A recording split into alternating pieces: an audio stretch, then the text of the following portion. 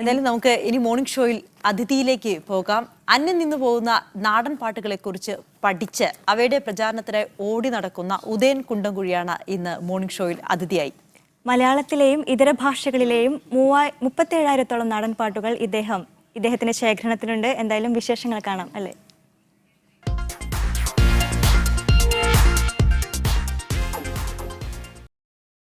രാരിക്കണ്ടാരോ രേരിക്കണ്ടേരോ രാരിക്കണ്ടാരോ രേരിക്കണ്ടേരോ മഴ പെയ്യുമ്പോഴേ നമ്മുടെ കുഞ്ഞുങ്ങളങ്ങനാടി ഇടിവെട്ടുമ്പോഴേ നമ്മുടെ കുഞ്ഞുങ്ങളങ്ങനാടി. 20 വർഷത്തിലേറെയായി നാടകരംഗത്തും നാടൻ പാട്ടുരംഗത്തും സജീവമായി പ്രവർത്തിക്കുന്ന ഉദയൻ കുണ്ടംകുഴിയാണ് ഇന്ന് നമ്മോടൊപ്പം. നമസ്കാരം. കുട്ടികൾക്കുള്ള നാടക പരിശീലനമായിരുന്നു പ്രധാന പ്രവർത്തനം. എപ്പോഴാണ് നാടക പ്രവർത്തനത്തിൽ നിന്ന് പെട്ടെന്ന് ഈ നാടൻ പാട്ടിലേക്കുള്ള ഒരു അന്വേഷണം വഴിതിരിഞ്ഞത്? 16 വർഷം മുമ്പേ കുട്ടികളുടെ ഒരു നാടക പ്രവർത്തനത്തിൻ്റെ ഭാഗമായിട്ട് തന്നെ പാക്കനാരെക്കുറിച്ചൊരു നാടകം ചെയ്യാനുള്ളൊരു പ്ലാനിങ് നടന്നു.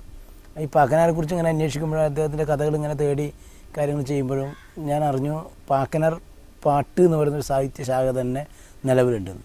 ഒരുപാട് പാട്ടുകൾ പാടി പണിയെടുത്തിരുന്ന പണിയവർഗമാണല്ലോ പറയകുലം. അപ്പോൾ പറയകുലത്തിൻ്റെ പ്രധാനിയായ പാക്കനാർ പാട്ടുകൾ തന്നെയുണ്ട്. അങ്ങനെ ഈ പാക്കനാർ പാട്ട് അന്വേഷിച്ച് ഞാൻ കുട്ടനാട്ടിൽ ഭാഗത്തേക്ക് പോവുകയും അവിടുത്തെ രമ്പാമ, ഇപ്പോൾ മരിച്ചുപോയി കുട്ടനാടിൻ്റെ പാട്ടുകാരിയായിരുന്ന രമ്പാമയിൽ നിന്നും തങ്കച്ചനിൽ നിന്നും വേലപ്പേട്ടനിൽ നിന്നൊക്കെ ഈ പാട്ടുകൾ ശേഖരിക്കാൻ തുടങ്ങി. അപ്പോൾ ഈ പാട്ടുകൾ പറഞ്ഞു തരുമ്പോൾ പാട്ട് പാടിത്തരുന്നതിനപ്പുറം പാട്ടിൻ്റെ സാഹചര്യങ്ങൾ, പഴയ ജീവിത രീതികൾ, അന്ന് അനുഭവിച്ച കഷ്ടപ്പാടുകൾ, അതൊരു വല്ലാത്ത അനുഭവമായിട്ട് മാറി. അന്നേരം ഞാൻ വിചാരിച്ചു ഇനി കുറച്ച് പാട്ടിൻ്റെ സാധ്യത ഒന്നുകൂടി അന്വേഷിക്കാം. അങ്ങനെ തൽക്കാലം നാടകം മാറ്റിവെക്കുകയും പിന്നെ ഒരു 3 വർഷക്കാലം നാടൻ പാട്ടിൻ്റെ പിറകെ തന്നെയായിരുന്നു. അങ്ങനെയാണ് ഈ നാടൻ പാട്ടിലേക്കൊരു അറിയാതെ വന്ന ഒരു മാറ്റം. അന്യം നിന്നു പോകുന്ന അനേകം നാടൻ പാട്ടുകളുടെ ഒരു ശേഖരം തന്നെ ഉണ്ട് എന്ന് കേട്ടിട്ടുണ്ട്. മലയാളത്തിലുള്ളത് മാത്രമല്ല ഇതര ഭാഷകളിലുള്ള നാടൻ പാട്ടുകളും അവയുടെ കൂട്ടത്തിലുണ്ട്. എങ്ങനെയാണ് ഇവയുടെ ഒരു കണ്ടെത്തൽ ഉണ്ടായത്? കേരളത്തിൽ തന്നെ ഇപ്പോൾ നമുക്കറിയാം ഒരുപാട് വിഭാഗങ്ങൾ, ജനവിഭാഗങ്ങളുണ്ട്. ഒരുപാട് ആദിവാസി വിഭാഗങ്ങൾ, പലർക്കും പല ഭാഷയാണ്. കാസർഗോഡിൻ്റെ കൊറഗരുടെ ഭാഷ, അതുപോലെ മാവിലരുടെ ഭാഷ തുളു ഭാഷയാണ്. തൊട്ടപ്പുറത്ത് നിന്നുമ്പോൾ വയനാട്ടിൽ പണിയരുടെ ഭാഷ പണിയ ഭാഷയാണ്, അടിയോരുടെ ഭാഷ. അങ്ങനെ കുമളി ഭാഗത്തേക്ക് എത്തുമ്പോൾ ഉള്ള ഇരുളന്മാരുടെ ഭാഷ തമിഴ് കലർന്ന തമിഴ് പാട്ടുകളാണ്. അപ്പോൾ ഈ അന്വേഷണത്തിനിടയിൽ ഈ പാട്ടുകളൊക്കെ നമ്മൾ കളക്ട് ചെയ്യുന്നു. അപ്പോൾ ഈ കേരളത്തിൻ്റെ ഈ മലയാളം മാത്രമല്ല കേരളത്തിൻ്റെ സംസാര ഭാഷ. കേരളത്തിൻ്റെ ഈ പണിയ വിഭാഗത്തിൽപ്പെട്ട ആളുകളുടെ ഭാഷകൾ വ്യത്യസ്തമാണ്. ഓരോ ഭാഗത്തും ഓരോ തരം ഭാഷകളാണ്. അപ്പോൾ കേരളത്തിൽ തന്നെ തമിഴ് പാട്ടുകളുണ്ട്, മലയാളം പാട്ടുകളുണ്ട്, കന്നഡ പാട്ടുകളുണ്ട്, തുളു പാട്ടുകളുണ്ട്. ഈ പറഞ്ഞതുപോലെ മലയാളവും തമിഴും മിക്സ് ചെയ്ത പാട്ടുകളൊക്കെ കേരളത്തിൽ തന്നെ ഉണ്ട്. അതുകൂടാണ്ട് പുറമേയുള്ള കർണാടകത്തിൻ്റെയായാലും തമിഴിൻ്റേതായാലും ഛത്തീസ്ഗഡിൻ്റെ ഒക്കെ പാട്ട് ഈ അന്വേഷണത്തിനിടയിൽ പിന്നെ ഇതൊരു താല്പര്യമാണല്ലോ, നമുക്ക് ഇത് കേട്ടാൽ അത് കിട്ടണമെന്നുള്ള ആഗ്രഹം വന്നു തുടങ്ങി. അന്നേരം പാട്ട് അന്വേഷിച്ച് പോവുകയും അങ്ങനെ ഈ പാട്ടുകളെ കണ്ടെത്തുകയും അത് കൂടെ ചേർത്ത് വെക്കുകയും പാടി പ്രചരിപ്പിക്കുകയും ചെയ്യുക തന്നെയാണ്. എത്ര പാട്ടുകളുടെ ശേഖരം ഈ ഒരു 16 വർഷത്തിനിടയിൽ കണ്ടെത്താൻ കഴിഞ്ഞിട്ടുണ്ട്? ഇപ്പോൾ എത്ര പാട്ടുകൾ താങ്കളുടെ ഒരു ശേഖരണത്തിലുണ്ട്? ഏകദേശം ഒരു 37,000-ലധികം പാട്ടുകളുടെ ഒരു കളക്ഷൻ എൻ്റെ കയ്യിലുണ്ടായി. ഒരുവിധം പാട്ടുകളൊക്കെ എനിക്ക് കാണാതെ അറിയാമെന്നുള്ളതാണ്. എല്ലാം ഒന്നിച്ച് കിട്ടുന്നതല്ലാത്തതുകൊണ്ട് തന്നെ പിന്നെ ഇതിൽ താല്പര്യമുള്ളതുകൊണ്ട് തന്നെ ഒരാൾ പാടുമ്പോൾ തന്നെ ഏകദേശം ആ പാട്ട് നമ്മുടെ മനസ്സിലേക്ക് കയറി വന്നു. പിന്നെ അതിനെ കൃത്യമായി രേഖപ്പെടുത്തുകയും അതിൻ്റെ ഓഡിയോ റെക്കോർഡും പരമാവധി ചെയ്ത് വെച്ച് സൂക്ഷിക്കുന്നുണ്ട്. നാടൻ പാട്ടുകൾ തന്നെ പലതരത്തിലുണ്ട് എന്നാണ് മനസ്സിലാക്കിയത്. കൃഷിപ്പാട്ടുകൾ, വടക്കൻ പാട്ടുകൾ, ആദിവാസി പാട്ടുകൾ, അങ്ങനെ പല സ്വഭാവത്തിലുള്ള ഈ നാടൻ പാട്ടുകളെ അത് എങ്ങനെ തിരിച്ചറിയാം? അല്ലെങ്കിൽ അതിൻ്റെ ഒരു ട്യൂണിൽ എന്തെങ്കിലും വ്യത്യാസമുണ്ടോ? ഏത് സ്വഭാവത്തിലാണ് ഇങ്ങനെ പാട്ടുകളെ ഓരോ തരമായി നമ്മൾ തരംതിരിക്കുന്നത്? ഒന്നിപ്പോൾ നമ്മുടെ പഠന സൗകര്യത്തിന് വേണ്ടിയാണ് നമ്മളിപ്പോൾ തെക്കൻ പാട്ടുകൾ, വടക്കൻ പാട്ടുകൾ, ഇടനാടൻ പാട്ടുകൾ, വള്ളുവനാടൻ പാട്ടുകൾ എന്ന് പറഞ്ഞാൽ നമുക്ക് ഒരു പഠന സൗകര്യാർത്ഥം തിരിക്കുന്നതാണ്. പിന്നെ പലതിലും ഈ ഭാഷാ പ്രയോഗത്തിലൂടെ തന്നെ ഇത് ഏത് ഭാഗത്തുള്ള പാട്ടുകളാണെന്ന് നമുക്ക് അറിയാം. ഇപ്പോൾ മലപ്പുറത്തിൻ്റെ ഭാഷ പാട്ടിൽ വരുമ്പോൾ നമുക്കറിയില്ല. മുത്ത് മുസലിയാര് മലപ്പുറം നേർച്ച കാണുവാൻ പോകുമ്പോ സുന്ദരിയായൊരു മൊഞ്ചത്തി പെണ്ണതാ വഞ്ചി കൊണ്ടിങ് ഇക്കരക്ക്. ഇതിൻ്റെ ഒരു താളം എന്ന് പറഞ്ഞാൽ മരമടിയുടെ താളമാണ്. അപ്പോൾ ഈ മരമടി ഈ മലപ്പുറം ഇതുപോലെ തൃശ്ശൂർ പാലക്കാട് ഭാഗങ്ങൾ മാത്രമേ ഉള്ളൂ. അപ്പോൾ ഈ ഓരോ താളത്തിലുള്ള പാട്ടുകളുണ്ടാകും. അപ്പോൾ താളം കൊണ്ട് തന്നെ ഒരുപാട് പാട്ടുകൾ നമുക്ക് തിരിച്ചറിയാം. ഭാഷ കൊണ്ട് നമുക്ക് കുറേ പാട്ടുകളെ ഏത് ദേശത്തുള്ളതാണ് എന്ന് നമുക്ക് തിരിച്ചറിയാൻ പറ്റും.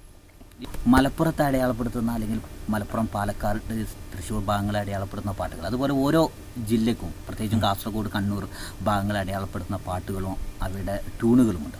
കാസർഗോഡിൻ്റെ ഒരു പ്രത്യേകത എന്ന് പറഞ്ഞാൽ നമ്മുടെ ഭാഷയുടെ ഒരു പ്രത്യേകതയുള്ള ഒരുപാട് പാട്ടുകൾ. കാസർഗോഡൊന്നും മാവില സമുദായത്തിൻ്റെ മംഗലങ്ങളി പാട്ട് അത് തുളു ആണ്. പക്ഷെ അതല്ലാതെ മലയാളം മിക്സ് ആയിട്ടുള്ള നമ്മുടെ അലാമിക്കളിയുടെ പാട്ട് ലേലേ മാമ ലേലേ മാമ ലേലേ മാമ ലേലോ ലേലേ മാമ ലേലേ മാമ ലേലേ മാമ ലേലോ അന്നേ പറഞ്ഞില്ല പെണ്ണെ ഓന്തിൻ്റെ മുന്നേ പോണ്ടാന്ന്. ഇത് നമ്മുടെ ഭാഷയാണ്. ഓന്തിൻ്റെ മുന്നേ പോണ്ട, ഇതൊക്കെ നമ്മുടെ ഒരു അല്ലേ. ഞാനും എൻ്റെ കീരിച്ചി നായി ബൈപ്പണിക്ക് പോകുമ്പോൾ കൊമ്പനടുക്കത്ത് കൂരനെ കണ്ട് തടുത്ത് വെച്ചേ മാമോ അന്നേ പറഞ്ഞില്ല പെണ്ണെ ഓന്തിൻ്റെ മുന്നേ പോണ്ടാന്ന്. ഓന്തിൻ്റെ മുന്നേ പോയാലോ ഓന്ത് കടിച്ചു മലത്തൂലേ. അങ്ങനെ കാസർഗോഡിൻ്റെ കുറേ ഭാഷ വരുന്ന ഒരുപാട് പാട്ടുകൾ. അപ്പോൾ ഇത് തുളു പാട്ട് തന്നെ കേരളം മൊത്തം പാടി നടക്കുന്നൊരു പാട്ടുണ്ട്, കാസർഗോഡിൻ്റെ മംഗലങ്ങളി പാട്ട്.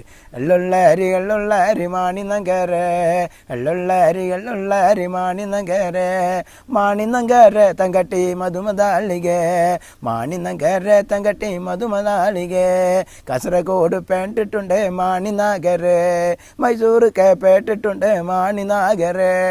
തുളുവിൽ ഒരു കളിപ്പാട്ടാണ്.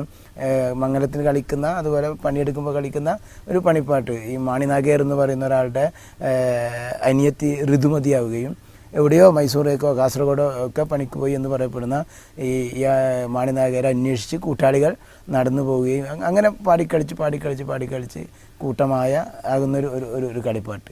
അങ്ങനെ പിന്നെ ഒരുപാട് കാസർഗോഡ് പാട്ട്.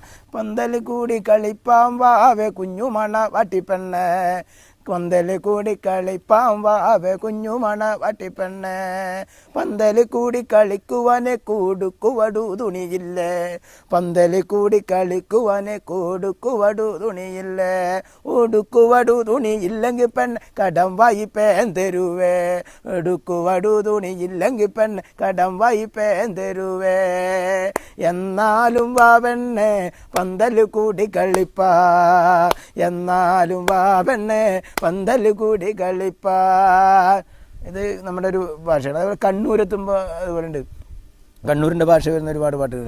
തമ്പ്രാങ്കളത്തി പണി കഴിഞ്ഞ അടിയാക്കിടാങ്ങളിതേതുപോലെ മൂത്തുകുലച്ചൊരു വാഴ പോലെ ആ വാഴയെ കൊണ്ടുപകാരമില്ല തമ്പ്രാങ്കളത്തി പണി കഴിഞ്ഞ അടിയാക്കിടാങ്ങളിതേതുപോലെ ചത്തുമലച്ചൊരു കാള പോലെ കളയെ കൊണ്ടുപകാരമില്ല.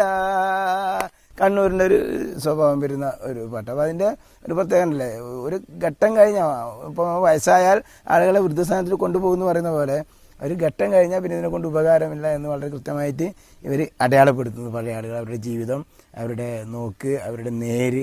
ഇവിടെ ഒരു മണ്ണ് മര്യാദ ഉണ്ടായിരുന്നു, ഇവിടെ ഒരു നാട്ടുമര്യാദ ഉണ്ടായിരുന്നു, നേരുമര്യാദ ഉണ്ടായിരുന്നു. അതൊക്കെ നമുക്ക് ഈ പാട്ടുകളിൽ കാണാം. പല നാടൻപാട്ടുകളും വായ്മൊഴികളായാണ് രേഖപ്പെടുത്തപ്പെട്ടത്, പഠിക്കപ്പെട്ടത്. പക്ഷേ ഇന്ന് പലരും ഓർക്കുന്ന ഒരു ശീലമില്ല. മൊബൈലിൻ്റെ കാലത്തും മറ്റും അവർ ഓർമ്മ എന്ന് പറയുന്ന സാധനമില്ല, എഴുതി വെക്കലാണ് ശീലം. അപ്പോൾ എങ്ങനെ ഇത് സംരക്ഷിക്കപ്പെടും അടുത്ത തലമുറയ്ക്ക് വേണ്ടി? അതൊരു വലിയ ചോദ്യമാണ്. അതുകൊണ്ടാണ് ഇപ്പം ഞങ്ങളെപ്പോലുള്ള ആൾക്കാർ, ഇപ്പോൾ കുറേ ആൾക്കാർ രംഗത്തുണ്ട്, നാടൻപാട്ടിൻ്റെ രംഗത്ത് വളരെ സജീവമായിട്ട് കുറേ ചെറുപ്പക്കാർ സജീവമായിട്ടുണ്ട്. ഇപ്പോൾ തന്നെ ഞങ്ങളുടെ തിയേറ്ററുകൾ വഴി, ഞങ്ങളുടെ ക്യാമ്പുകൾ വഴി ഈ പാട്ടുകളെ ഒന്ന് കൊണ്ടുവരാനുള്ള ശ്രമം. കലോത്സവ വേദികളുടെ പാട്ട് വന്നപ്പോൾ കുറച്ചും കൂടി പാട്ട് ജനകീയമായി തുടങ്ങിയിട്ടുണ്ട്. പക്ഷെ എന്നിരുന്നാലും പഴയ ആളുകളെപ്പോലെ ഈ പാട്ടിനെക്കുറിച്ചോ പാട്ടിൻ്റെ സംസ്കാരത്തെക്കുറിച്ചോ പഠിക്കാൻ തയ്യാറല്ല ആരും. പഴയ ജീവിത രീതികൾ, ഈ പാട്ടിൻ്റെ ഒരു പ്രത്യേകതയാണ് ഈ പുതിയ കാലത്തെ നേരിടാനുള്ള ഒരു കരുത്ത് ഈ പഴയ പാട്ടുകളൊക്കെ നൽകുമെന്നുള്ളത്. പുതിയ കാലത്ത് നേരിടാൻ ഒരു ചൂട്ടായിട്ട് തന്നെ നമുക്ക് ഈ പാട്ടുകൾ ഉപയോഗിക്കാം. അതാണ് ഇതിൻ്റെ ഒരു ഇത്. മുഖത്ത് കുത്താൻ വേണ്ടി മാത്രമല്ല, നല്ല വെളിച്ചം കാട്ടാൻ കൂടി ഈ പാട്ടുകൾ നമുക്കൊരു ചൂട്ടായിട്ട് ഉപയോഗിക്കാൻ പറ്റും. നാടൻ പാട്ടുകളെക്കുറിച്ചും നാടകത്തെക്കുറിച്ചും പഠനങ്ങൾ, ഒപ്പം ഡോക്യുമെൻ്ററി, ഷോർട്ട് ഫിലിം, വിദേശ രാജ്യങ്ങൾ ഉൾപ്പെടെയുള്ള നിരവധി വേദികളിൽ പ്രോഗ്രാമുകൾ. ഇപ്പോഴെങ്ങനെയാണ് ജീവിതത്തിൻ്റെ ഒരു തിരക്ക്? എല്ലാവരെയും പോലെ തന്നെ ആദ്യം നല്ല അലച്ചിലായിരുന്നു. ആദ്യകാലത്തൊക്കെ നല്ല അലച്ചിലായിരുന്നു. ഇതൊരു അന്വേഷണത്തിൻ്റെ ഒരു ഭാഗം എന്നുള്ളത് കൊണ്ട് തന്നെ നല്ല അലച്ചിലായിരുന്നു. ഇപ്പോൾ ഈ പറഞ്ഞ പോലെ ഒരു അടയാളപ്പെടുത്തലൊക്കെ ഇട്ട് കഴിഞ്ഞ ശേഷം നല്ല തിരക്കാണ്. ഒരുപാട് ക്ലാസ്സുകൾ. എനിക്ക് ഏറ്റവും പ്രധാനം, ഞാൻ സ്റ്റേജ് അവതരണങ്ങളെക്കാളും ഞാൻ ആഗ്രഹിക്കുന്ന ക്ലാസ്സുകളാണ്. അതാണ് ഏറ്റവും സുഖം എന്ന് പറഞ്ഞാൽ അത് നമുക്കൊരു സന്തോഷം. ഒരു 200 കുട്ടികളുടെ ക്യാമ്പ്, 100 കുട്ടികളുടെ ക്യാമ്പ്, ഒരു 50 കുട്ടികളുടെ ക്യാമ്പ്. ഈ ക്യാമ്പുകളിലാകുമ്പോൾ നമ്മൾ വെറുതെ സ്റ്റേജ് പെർഫോമൻസ് പോലെ വെറുതെ ആളുകൾ ചാടിക്കുക മാത്രമല്ല, നമുക്ക് ചില കാര്യങ്ങളെ പറഞ്ഞ് ചിന്തിപ്പിക്കാൻ പറ്റും. കുറച്ചും കൂടി ഇവരെ ഈ പാട്ടിലേക്ക് അടുപ്പിക്കാൻ നമുക്ക് പറ്റും. പാട്ടിൻ്റെ പാരമ്പര്യം, പാട്ടിൻ്റെ ചരിത്രം, അവരുടെ അനുഭവം, സാമൂഹ്യ ബോധവും കാര്യങ്ങളൊക്കെ എങ്ങനെ എത്തിക്കാൻ പറ്റും. അപ്പോൾ അതുകൊണ്ട് ക്യാമ്പുകളാണ്. ഇപ്പോൾ കേരളത്തിലെ ഞാൻ പോകാത്ത സ്കൂളുകൾ ചിലപ്പോൾ അപൂർവമായിരിക്കാം. അധ്യാപക ട്രെയിനിങ് ക്യാമ്പുകളായാലും TTC B.Ed ട്രെയിനിങ് ക്യാമ്പുകൾ, അങ്ങനെയുള്ള ക്യാമ്പുകളിലൊക്കെ നിറഞ്ഞ സാന്നിധ്യമായിട്ട് ഇപ്പോൾ എനിക്ക് പോകാൻ പറ്റുന്നുണ്ട്. പിന്നെ അതോടൊപ്പം തന്നെ ഗൾഫ്, ഒരു വർഷം ചുരുങ്ങിയത് ഒരു 3-4 പ്രാവശ്യം ഗൾഫിൽ ഒരു സ്റ്റേജ് പ്രോഗ്രാമിനപ്പുറം ഗൾഫിലുള്ള ടീമുകളെ നാടൻ പാട്ട് പഠിപ്പിക്കുകയും അതിന് 1-2 മാസം അവിടെ നിൽക്കുകയും കുട്ടികളുടെ ക്യാമ്പുകളും മുതിർന്നവരുടെ ക്യാമ്പുകളും കൈകാര്യം ചെയ്യുകയും അങ്ങനെ ഞാൻ പോയിട്ട് രൂപം കൊടുത്ത കുറേ നാടൻ പാട്ട് സംഘങ്ങൾ ഇപ്പോൾ ഗൾഫിലുണ്ട്. തികച്ചും നാട്ടുംപുറത്താണ് ജനനം, വളർച്ച. കുടുംബവും അതിൻ്റെ പരിസരമൊക്കെ എങ്ങനെയാണ്? കുണ്ടംകുഴി കാസർഗോഡിൻ്റെ ഏറ്റവും കിഴക്കൻ മേഖലയാണ്. ഒരു സാധ്യതയുമില്ലാതെ ഞങ്ങൾ വളർന്നൊരു ആണ്. കളിക്കാൻ പോലും നല്ലൊരിടമില്ലാതെ കളിച്ചു വളർന്ന ഒരു ചുരുക്ക് കർഷക തൊഴിലാളിയുടെ മകനായിട്ട് ജനിച്ചാണ്. പണ്ടൊക്കെ നമ്മൾ പറയാറില്ലേ, ഒരു ട്രൗസർ മാത്രം ഇട്ട് സ്കൂളിൽ പോയി വന്ന അങ്ങനെ ഒരു അനുഭവമുള്ള ആൾ തന്നെയാണ്. പിന്നെ അച്ഛൻ ഒരു പഴയ നാടകക്കാരനൊക്കെയാണ്. അച്ഛനിപ്പോൾ അടുത്തൊരു സിനിമയിലൊക്കെ ഉണ്ടായിരുന്നു, 90 മുതൽ ദൃക്സാക്ഷി, നല്ലൊരു വേഷം. അപ്പോൾ അച്ഛനൊരു കലാകാരനാണ്. പാരമ്പര്യമായി ഇങ്ങനെ കൃഷിപ്പണിയൊക്കെ ആയതുകൊണ്ട് അച്ഛൻ ഇങ്ങനെ നാടൻ പാട്ട് പാടുന്ന, വടക്കം പാട്ട്, ഉണ്ണിയാർച്ചയുടെയും തച്ചോളിയോ അതിൻ്റെയൊക്കെ പാട്ട് പാടുന്നതൊക്കെ നമ്മൾ കേൾക്കാറുണ്ട്. അച്ഛൻ്റെ അമ്മ, അച്ഛൻ്റെ ചേച്ചി ഒക്കെ ഈ പണിയെടുക്കുമ്പോൾ അവരുടെ അടുത്ത് പോകും. നമ്മൾ അവരുടെ അടുത്ത് പോയുള്ള ഗുണം എന്താ വെച്ചാൽ പാട്ട് കേൾക്കാനല്ല, ഒരു 10-10 ഇവർക്ക് എന്തെങ്കിലും ചായക്ക് കൊടുക്കുമല്ലോ, അത് നമുക്കും കൂടി കിട്ടുന്നുള്ളത് കൊണ്ട് അപ്പോൾ അങ്ങനെ പോയി നമുക്ക് പാട്ട് അങ്ങനെ കയറിയതായിരിക്കാം, പാട്ടും നാടകമൊക്കെ. അപ്പോൾ അച്ഛൻ അങ്ങനെ അനിയത്തി അമ്മയുമാണ്. പിന്നെ ഭാര്യ ടീച്ചറാണ്. 2 മക്കളുണ്ട്. ഒരു മോൻ 7 വയസ്സായി, ചെറുക്കള സ്കൂളിലാണ് പഠിക്കുന്നത്. ഒരു മോൻ ഇപ്പോൾ ചെറിയ 12 ദിവസമായിട്ടുള്ളൂ. ാട്ടി പോട്ടവളെ അല്ലിലേലോ താന വളന്ത വളതില്ലോ കട്ട പെരിയ മരം തെമ്പരത്തിലെ இந்த காவேரி நெல் விளையும் பட்டணத்திலே இந்த காவேரி நெல் விளையும் பட்டணத்திலே